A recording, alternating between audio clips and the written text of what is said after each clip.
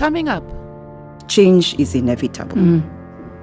So we're always facing changes within the organization, whether there's restructuring happening, whether there are promotions, or whether you've been moved into a different department to fit in for somebody else.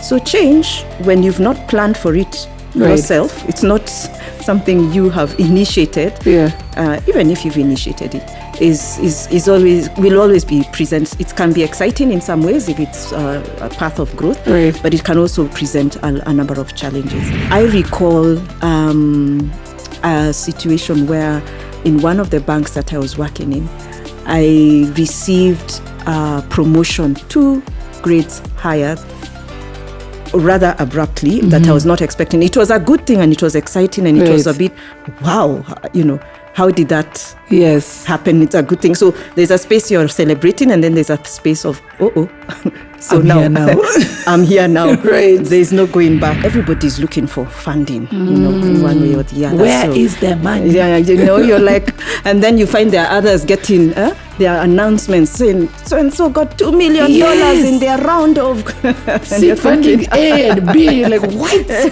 I'm like, how? Yes.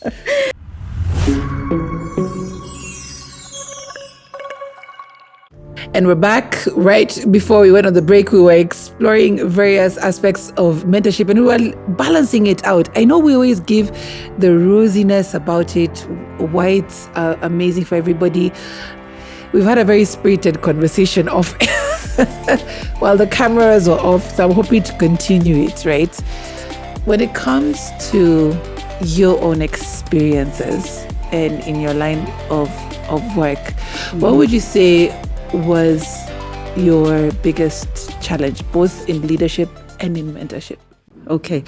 I think one of the things that I recognized on my journey into leadership and also growing within the corporate space is that change is inevitable.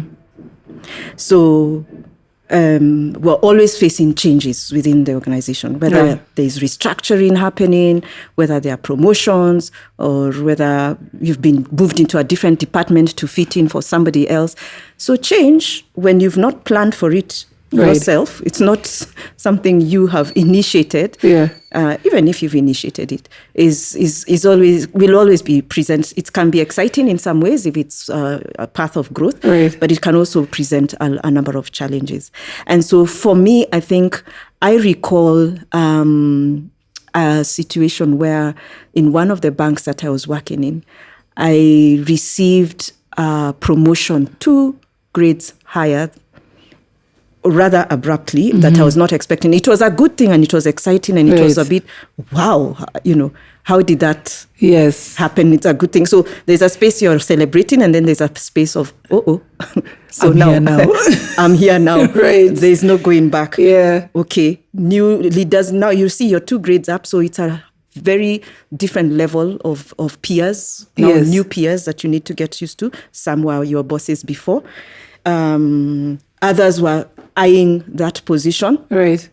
Yes, they had interests, and they're just thinking, okay. So Jane what did she do to get here? What did she do to get there? Or why her? She's not even been in this organization, or whatever. And then you also have the challenge of you're probably also leading people who were your peers before. So the same people used to go to lunch with and complain about the organization and saying, this is not working. Now you're the one leading them. I mean, so, it comes with all that. So you're excited at the, and that's why I'm saying it's not about a title.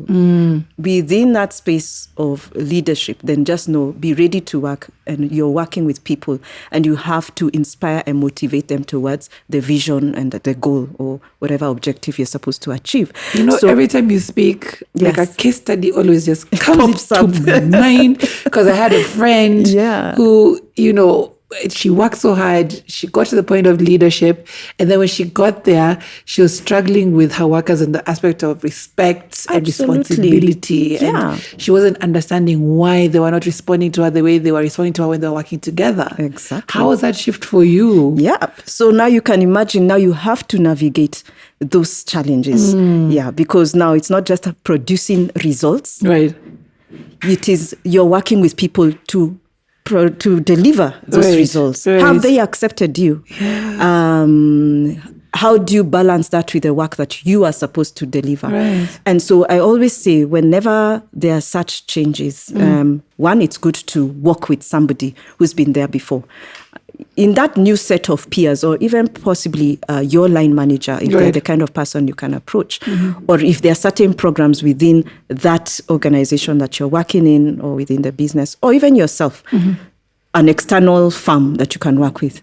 And, go and get equipped in terms of, number one, how do I lead people? Maybe you've not been equipped, given the professional skills around leading people. Right. Because one of the things we also see is you may have been the best salesperson, bringing the 100 million, but you are about selling.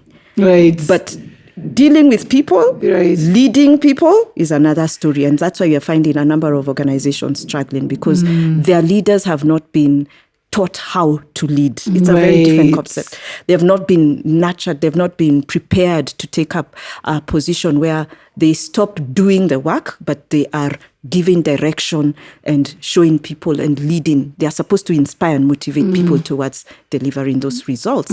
And then there's acceptance. So we said leadership is influence. So for example, in the case of your friend, or even in my space, I had to learn that I have to influence people one at a time.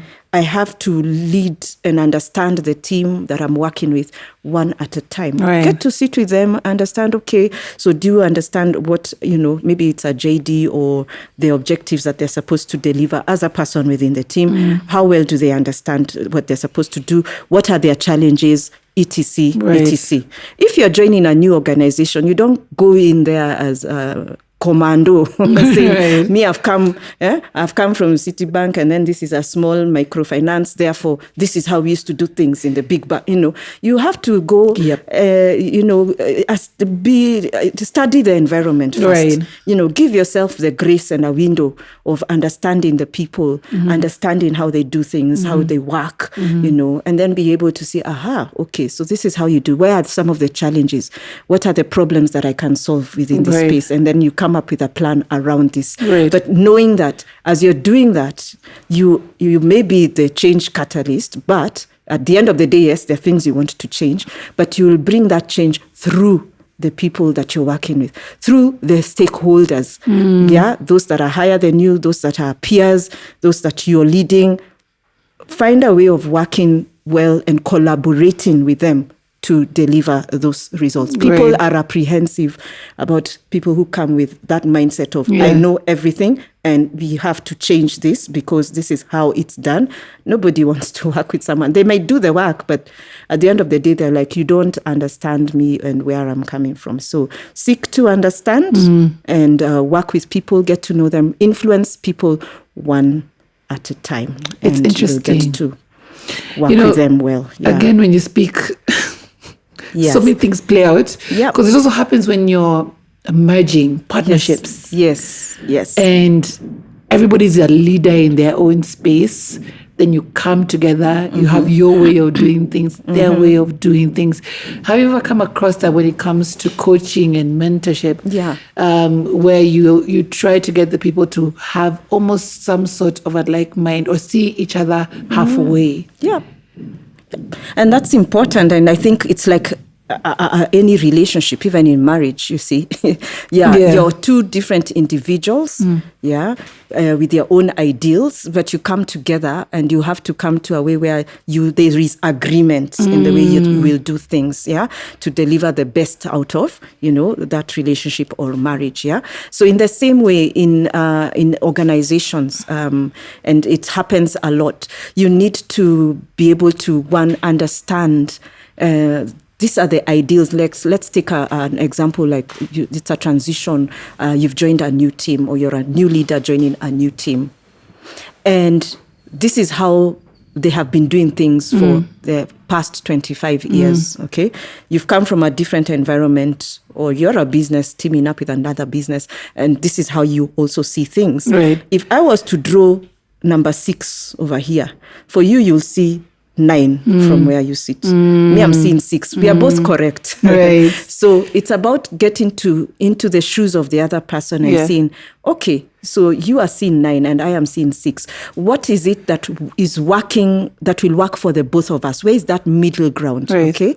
You have to compromise and see, as long as it's something positive and helpful or adding value for both sides. Yeah. And you agree, this bit is, I think we need to retain 1, 2, 3 positions for our business to succeed. Yeah. Let's restructure and get rid of 30 people, but retain this number of leadership. Right. Then the other side will say, for this particular role, yes, we can agree, but these specific roles are very critical for this business to function. So we're just saying, get into a place where there are lots of discussions.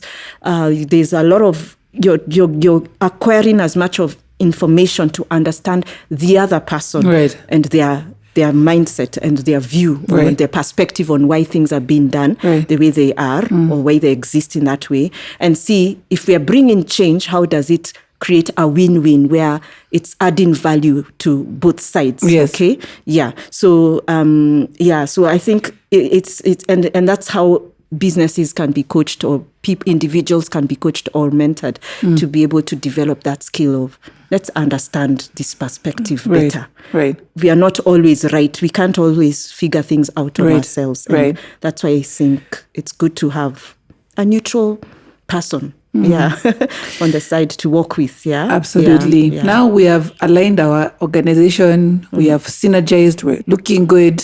Yeah. Now it comes to the part of the fundraising, as you mentioned before. Yes, And I found that interesting in your bio that you are, in your line of work, you delve into aspects of that. Yep. How does one, first of all, position themselves to be able to get that kind of funding? Okay, yeah. So there are different ways. I mean, everybody's looking for funding, in one way or the other. Where is their money? Yeah, you're like, and then you find there are others getting their announcements saying so-and-so got $2 million in their round of seed funding A and B. You're like, what? I'm like, how? Yes. That's true. Yeah. The interesting thing about this ecosystem is that there are funds somewhere, and there are people who are willing to give funds. The how and where and how. So back to positioning. I think number one, as a business, SME or a startup that is looking for funding, either from angel investors or private equity or just people, any investors that's out there, you have to be investor ready, in the sense that, number one, your proposition as a business, as a startup. What is your customer value proposition? And by that we mean are you very clear about the problem that you're solving?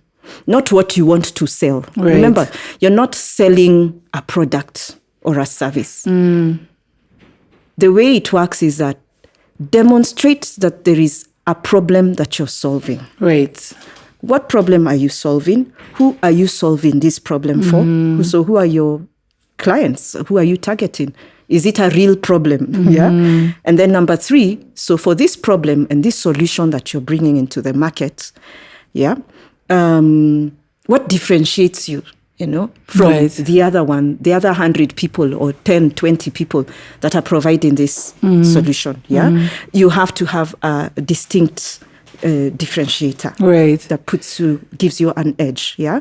The second thing that I would say, so there's your customer value proposition. Be very clear about it and make sure that it's also differentiated in the market. Before even you move on to your next point, because there are a lot of we tend to, I think it's human nature to tend to want to solve a lot of problems at once and to try and even I found myself where I'm saying I can offer this and I can offer that and you need this, I got you on that and blah, blah.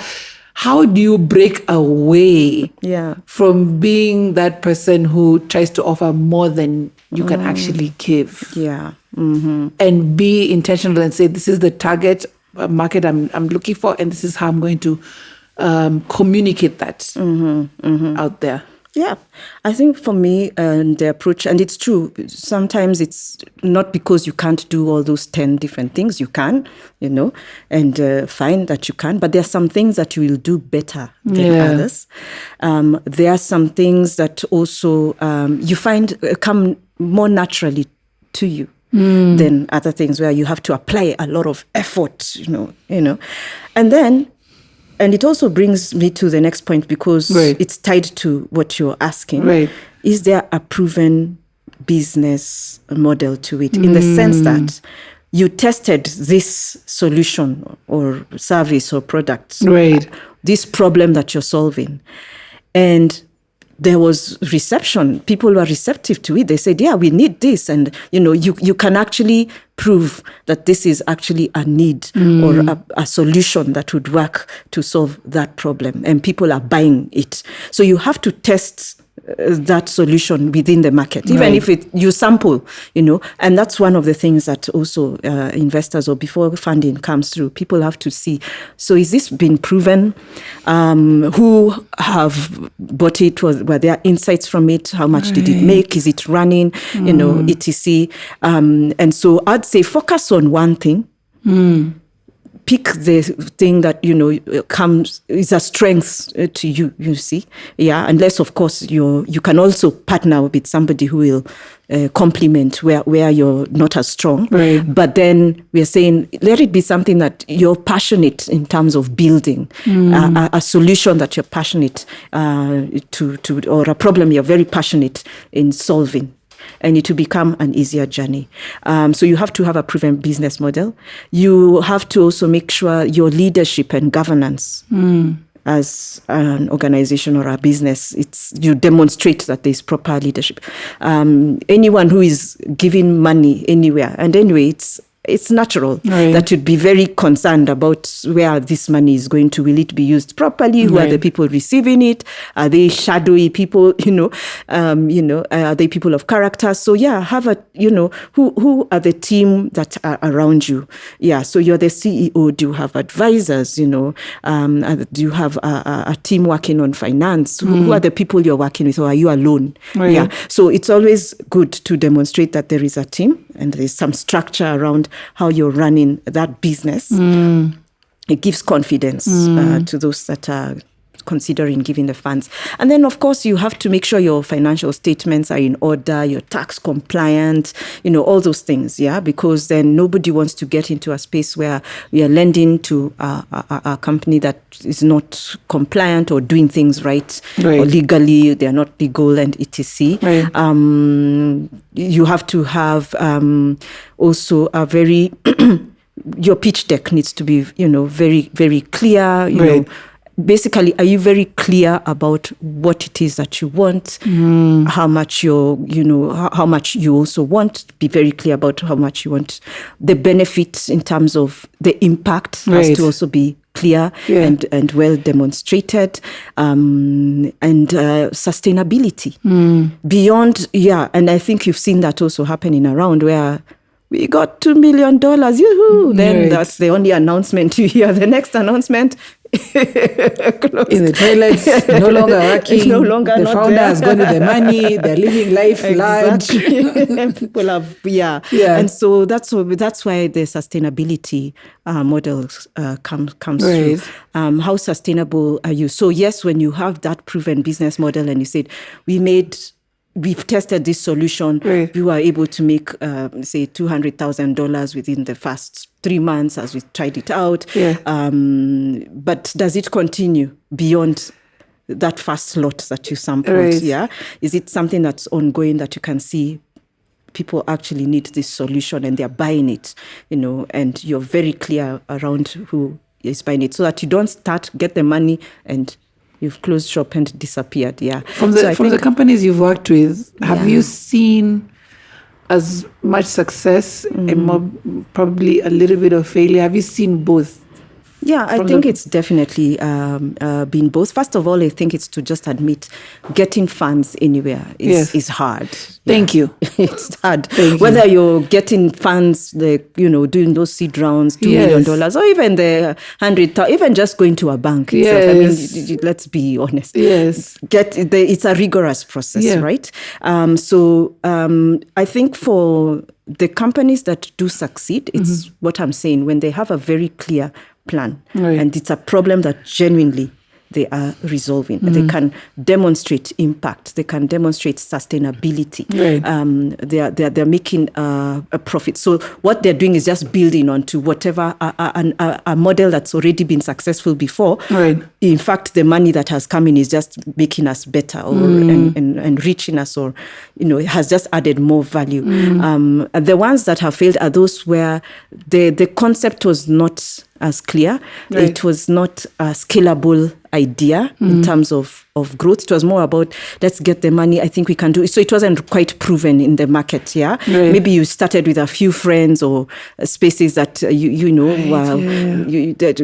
could work for you. But beyond the 30, 40 people that you started with, you're not also reinventing yourself. And remember what I told you, your customer value proposition needs to be very clear. How are you differentiating yourself from Enterprise X, Myra Corporation, Jane's company that are also doing the same thing? How are you keeping yourself innovating? Are you leveraging on tech? I mean, that's everybody has to, of course, have an element on, leveraging on tech and making that easier for business. So what do I know? Yeah. So if you're stuck in an old way of doing things, you're not reinventing yourself, moving forward, moving ahead, then you'll get stuck at some point. You're not growing anymore. Others will go to where things are moving and in the right space, in the right direction. So how do you as Jane, because you say you're evolving, yes, how do you try to balance work-life balance? How do you attain, if you've not attained it, how do you try? I try. That money has to be reached at some point. That's true.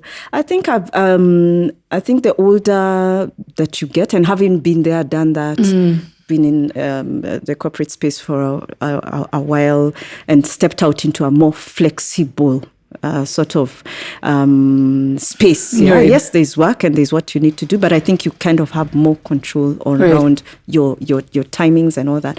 I take time to, I love taking walks. It's a decompressor for me. I love scenic spaces with nature, with birds chirping, trees, greenery, I love road trips. I enjoy also good company, with friends. And it's fine. It's fine to take a game drive with friends and say, oh, that's a lion, Right. And a cheetah. Once in a while, you stop and just, like I said, smell the coffee, smell the roses, and it's okay. I think one of the things sometimes we struggle with is giving ourselves some self-care. And not feeling guilty about it. A weekend when I'm really, really tired, I'll take time. I'll go to the spa and treat myself, especially if I've done a huge project that was very intensive. And I'll just go and quieten down, go to the spa, enjoy a full day out there, or take a nice walk somewhere, or go somewhere where it's quiet and away from the noise. We're saying how Nairobi can be extremely noisy. And then again, of course, meditate. Take time to meditate. Take time to reflect, to step outside, to, like a radio those days, we used to turn down the volume. Deliberately create pockets and time for yourself to turn down the noise. And it could be a weekend. Even people know around you, whether friends, family, they just know that one. Mteja hapatikani. And it's fine. Yes. There's no crisis. There's no house burning. And it is very okay. Take some time, take a drive out and enjoy yourself. And by taking time out and I'm also saying this, I know I've mentioned spa, a drive out, yes, a weekend away, and people are thinking, that's because it's not something that needs to be expensive. Right. No, you don't have to spend much to enjoy yourself. What is that you as a person you enjoy? Right. Like I said, walking is not expensive. You can go to a beautiful space, Karura Forests. You pay a 200 shilling at the gate, or maybe even less, and take a walk in the forest, and you enjoy that kind of ambience. And that's fine. You can get a book that you love and sit quietly somewhere in a space that you enjoy, or go somewhere that has a very nice scenic view. Take coffee for 300 or even less, but do the things that you love. You can visit a friend and just have a chat. Right. I can go and look for Myra on a flight. I'm like, the week was hard. I just need someone to laugh with. Right. Myra, where are you? Let's have lunch together. So what is it? Everybody is unique in their own way. Right. But I think the message here is prioritize yourself as well. Being a life coach, being a mentor, it's almost like a doctor. People usually think, you have yourself figured out, like a psychologist also. You have the answers. You have the answers. And your life is good. But have you ever gotten to the point, either your breaking point or almost your breaking point? And how did you get yourself out of it? Even as a life coach. Yeah. I mean, as a mentor, and it's true. I mean, it's what I said. Just the fact that I'm seated here, it's not because I have arrived. Far from it. We are evolving, we are becoming, and we are still growing. Yes. Yeah. And yes, have we reached that place where thinking, oh my goodness, how will I even get out of this? Everything is crumbling or overwhelming and etc. Yes, and we do have those moments. And we always say that, and I think we've had that quote before, that 10%, we may not have control over the 10% of things that happen to us, but we have control over the 90% and how we respond to those situations. I think for me, first and foremost, as a believer and as a Christian, or my hiding place, or the place I run to, is me and God. I cry out to God. I have those moments where I will pray. I will sit with my journal and I will cry out to God and say, hey, this is overwhelming. This situation or this season is hard, and he's our helper and he does help. Or I need wisdom. I don't know what to do, because it's true. I mean, you may be seated here, even, may look like we have everything figured out, but no, we all are human and we are all growing. We don't have all the answers. But because I believe that I have a God who has a good plan for my life, or he's the one who is my maker, he is the one who directs my path, then it's him that I run to. And seek for wisdom. All right? So that is God. And number two, it helps to share, to speak to somebody. It helps to have a friend or two. Someone trusted, someone you can pray with, someone who can tell you, you come, we cry together. I have yogurt and grapes. Let's take this together. Come to this place. So I always say, who are the people that are around you? There are those that you will have fun with and all that, and that's okay. Then there are those who is walking with you when everything seems to be going round and wrong and shambles around you. So I've been blessed and I've been very privileged to have very wonderful friends, who I'll call even as family. And are they supporting you? So it's good to talk about your issues or your challenges when you're don't try and figure it out by yourself or keep it in. It really helps. So I see for me that that really helps. And then in those moments where you're low or feeling discouraged, what is that one or two things that just make you happy? You just maybe it's buying chips and chicken somewhere. It will just give you a spark. Right. Something that uplifts you. Or jazz, or maybe some jazz music, or maybe for someone else it's rumba. Right. Or they take a drive somewhere to Tigoni and just see the tea leaves and it calms them down. But I'm sure we all have some things that make us happy, that bring us joy. But we need to learn to lean into them. And it is okay to do that. So even sometimes you can just write them down and say, this actually makes me happy. You'll even find yourself smiling. Right. List them down and say, yeah, this makes me happy. Right. Or so-and-so makes me happy. Or watching this makes me happy, But I would say in such moments, surround yourself with the things that will bring out some positivity, encourage you. Some could be YouTube messages, podcasts, a person, a book. But you need to find ways to be in that space that's positive and encouraging and uplifting. Absolutely. Don't go somewhere where, it will only make you feel more depressed, or people bring in doubt around you, or judgment. Absolutely. etc. So, I think for me, that's how I managed to navigate. And we still navigate and we still learn, but I think for me, my faith, really is a strong anchor or pillar. Amazing. Yeah. Now, finally, the mentor circle conversations. What is it, very briefly, what is it about? And for me, who is looking from the outside, what would inspire me to join? Okay. Thanks for that question. So Mentor Circle Conversations is really a platform that has been created to support professionals or individuals, let me put it because it cuts across, to be empowered on their career journeys, even in their journey as growing into leadership. So we equip you with the tools. We work with you and partner with you on your leadership journey. We give you the practical tools and strategies to be able to become the best version of yourself, whether you're in the corporate space or whichever space that you are in. We are your mentors, ideally. And we want to see people thrive, not just surviving. A number of people are surviving where they're working. Even us, we had our seasons of surviving, literally surviving in the marketplace. And we are seeing a lot of people really, they're just not enjoying work. They're heavy, they're stressed out. And life doesn't have to be that way.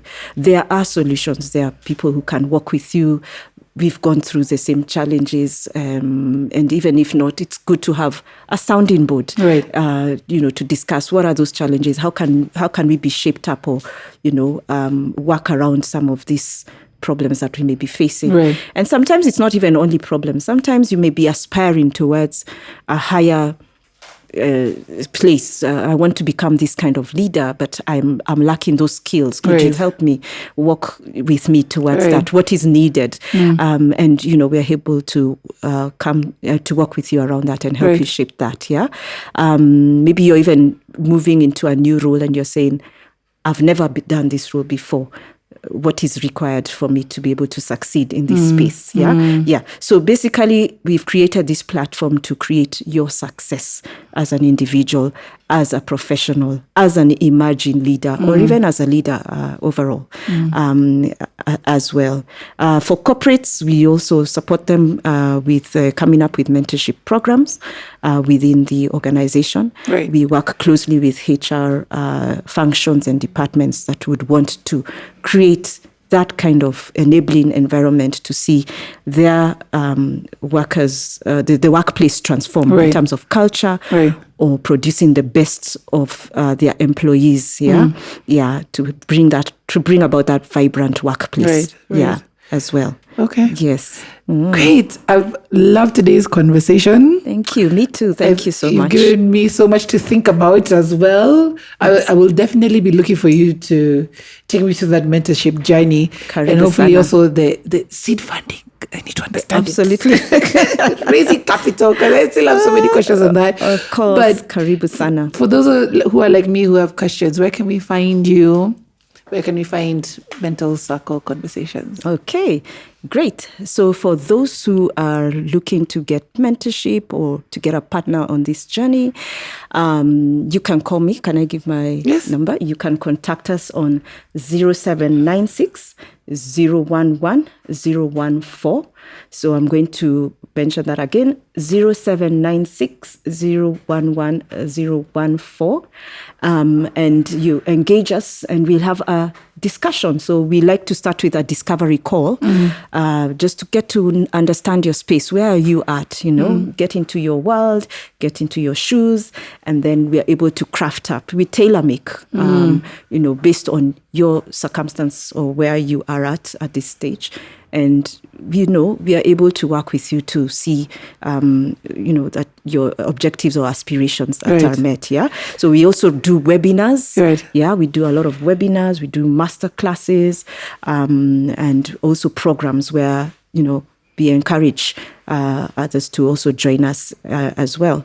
We are on LinkedIn as Mentor Circle Conversations, and also just under my profile as Jane Mburia. Then you can, shoot a message, either on the line or on LinkedIn. Engage us, and we'll definitely get back to you. Yeah. Thank you so much. One last thing, parting shot, salams. If you want to salam somebody in the village, go ahead. You can look into that camera. Okay. Thank you very much. Yeah, I think because we've talked a lot about mentorship and workplace transformation or surviving in the workspace, my encouragement to anybody who is in that space where they are navigating change or navigating their life and want to become or aspire to be a better version of themselves is, I'll encourage you. There are solutions. Get a mentor, get a coach, work with somebody. Your confidence will be built. There are several benefits around that. And also, allow yourself to grow. Growth is never a comfortable space. It may feel uncomfortable, but the only way to grow is to do some things afraid, to step out, aspire, have a goal, set a very clear objective, aspire towards that goal. And if you need help aspiring to achieving those goals, then work with somebody. Get a mentor, get a coach.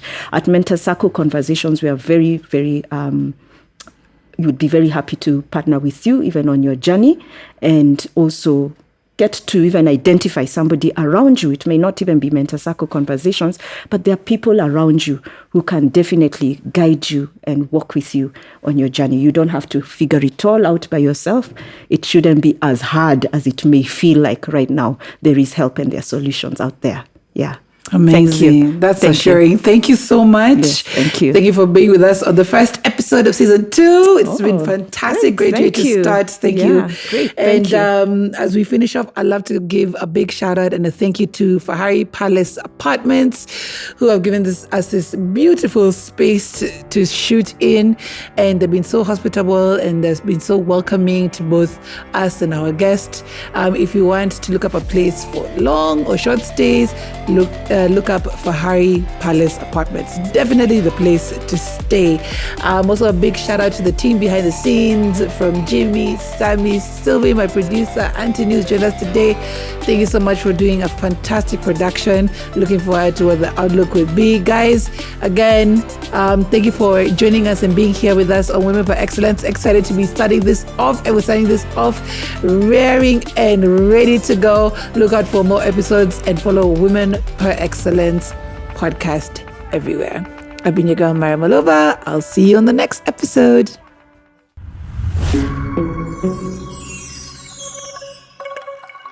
Are you looking for a comfortable stay in Westlands? Well, Fahari Palace Apartments is truly the place for you. These service apartments are perfect for business or leisure, for awesome restaurant and bar experiences, free Wi-Fi, housekeeping.